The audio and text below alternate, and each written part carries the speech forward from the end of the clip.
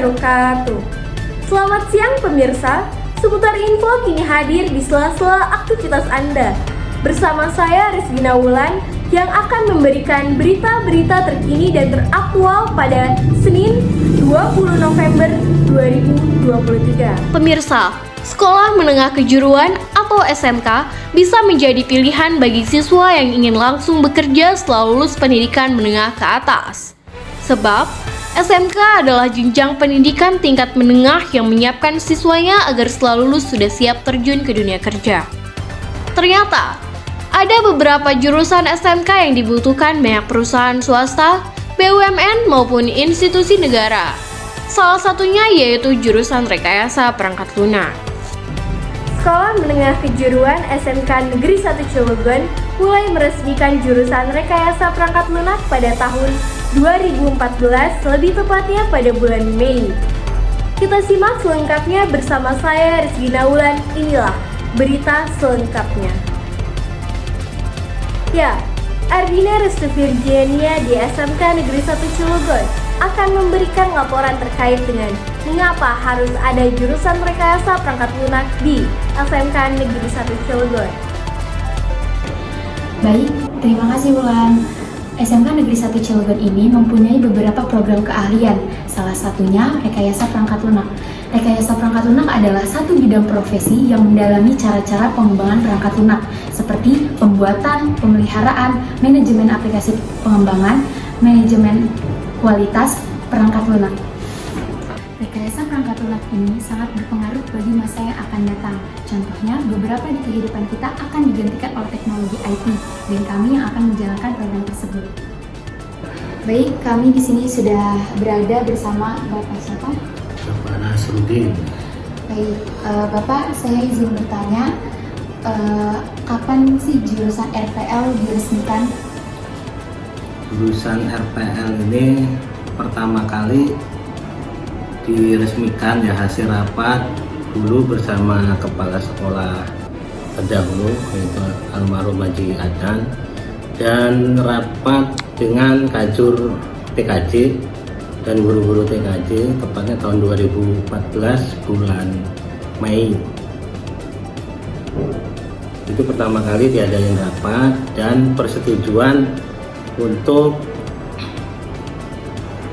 istilahnya apa ya, untuk pemetaan jurusan baru kira-kira yang cocok atau yang tepat di SMK 1 adalah RPL, karena yang selama ini berjalan adalah jaringan komputer dan jurusan Rekayasa Perangkat Lunak ini di Kota Cilegon belum ada, dan peluangnya lebih bagus untuk kedepannya.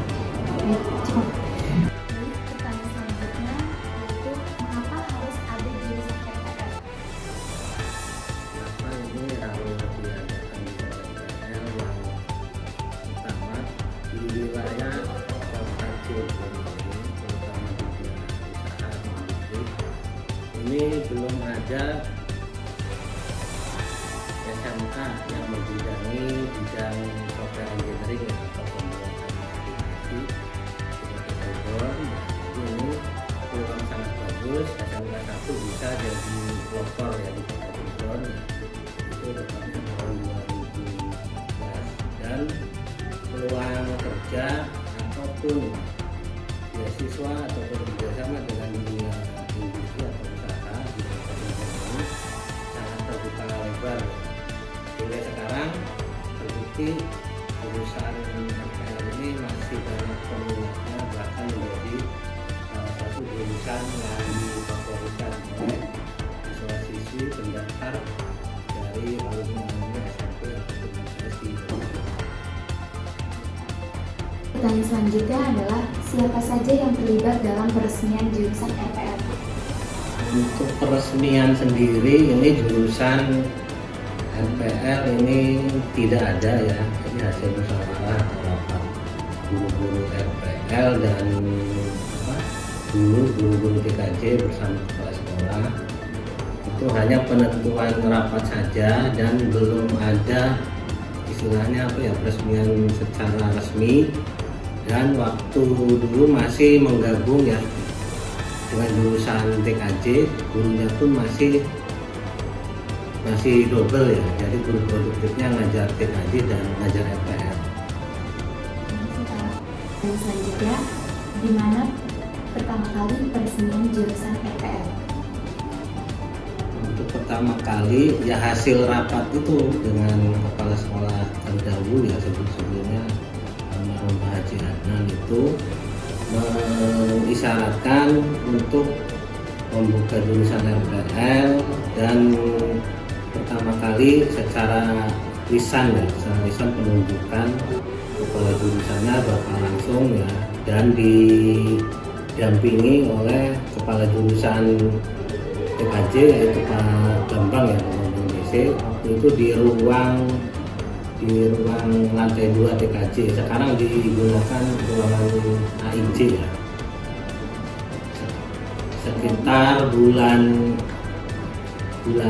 Mei ya, bulan Mei 2014 itu secara lisan ya dan aklamasi hasil musyawarah ditetapkan secara lisan untuk pengembangan jurusan baru di bidang komputer yaitu RPL. Dan selanjutnya adalah bagaimana perkembangan jurusan RPL di SMK Negeri 1 Cilegon ini, Pak? Untuk perkembangannya pertama kali 2015 itu menerima siswa hanya 1 kelas ya. Dan untuk tahun-tahun berikutnya ini animo masyarakat untuk mendaftar di jurusan RPL ini bisa lebih dari 5 kelas ya. Dan artinya ini sampai 300 pendaftar lebih ya, jadi ini akan otomatis terseleksi.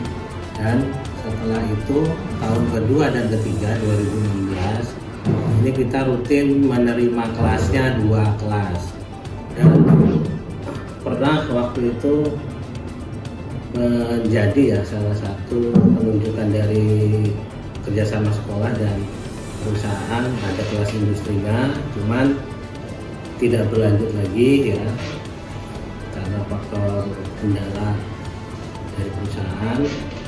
Dan selain itu juga beberapa prestasi tingkat daerah maupun nasional itu puncaknya tahun 2016 kita pernah menjadi juara inovasi Kaizen SMK di Politeknik Manufaktur Astra. Itu kita baru pertama kali diikutkan ya dan diundang oleh Astra itu untuk mengikuti lomba Kaizen ya. Alhamdulillah saya pembimbingnya langsung, itu baru pertama ikut dan langsung mendapat juara 1 tingkat nasional ya. Itu inovasi berkaitan dengan digitalisasi perpustakaan. Jadi siswa anak-anak RPL waktu itu saya bimbing dan saya arahkan untuk membuat suatu aplikasi untuk membantu kepentingan sekolah yang tadinya sistemnya masih pembukuan manual, untuk pencarian buku masih manual. Sedemikian rupa anak-anak yang saya bimbing itu berinovasi dan membuat aplikasi berbasis web ya, dan juga bisa melalui sistem barcoding ya untuk pencarian buku ataupun pendaftaran ya, ataupun istilahnya untuk mengunjungi buku itu akan tersistem otomatis. Dan untuk operator ataupun pustakawan ini sangat terbantu sekali untuk pendataan ataupun peminjaman ataupun pengembalian buku, ini sudah tersistem di aplikasi. Jadi sekarang ini masih digunakan di sekolah kita, namanya DILAN ya, Digital Library Application. Itu alhamdulillah sampai sekarang bermanfaat buat sekolah. Itu salah satu prestasinya. Yang kedua, ini kita usahakan dan pengajuan ke sekolah ya, zamannya itu tahun 2018 ya. Jadi kita pengajuan untuk ruangan bengkel ataupun praktek siswa ya untuk khusus jurusan RPL. Alhamdulillah Untuk realisasi 2019 sudah ada ya di ruangan Q ini ya, di ujung ini berkat kerjasama antara kepala sekolah dan jurusan dan sarana ya, dan kurikulum ya, yang mendukung penuh jurusan baru yang bisa mengangkat nama baik sekolah melalui prestasi-prestasi.